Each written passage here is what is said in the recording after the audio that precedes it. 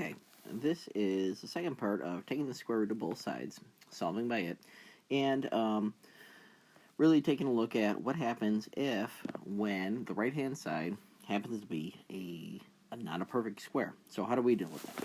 So first things first is that, like the other videos, we're just going to go ahead and get the x squared stuff alone, like that. And so that means is that we're going to subtract 2 to each side. And that's going to give me a -3. X plus 5 squared equals a -60.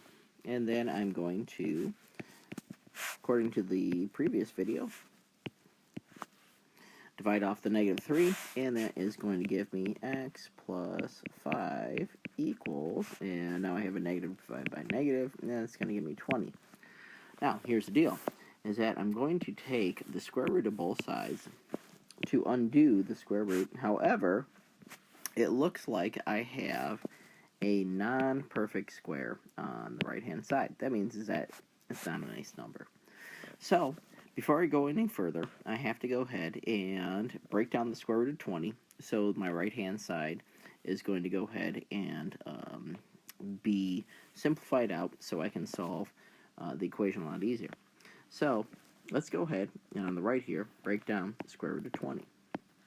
We break down the square root of 20 by finding all its roots, and we find out that it is going to go ahead and have a double of 2, and the 5 is going to stay inside the square root sign. So this is going to simplify to 2 square root of 5.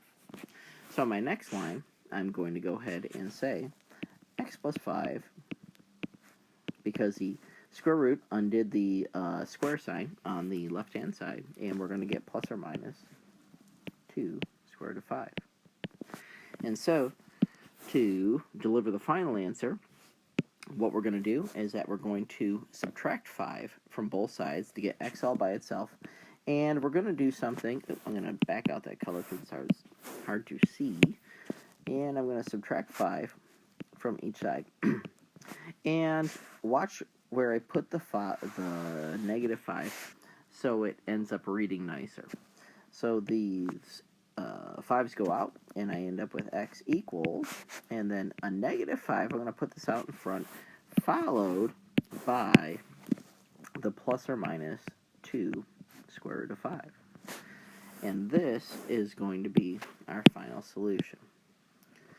And so it's usually common practice in mathematics that it's written like this, with the plus or minus in back here, rather than in front in the 5 being in back.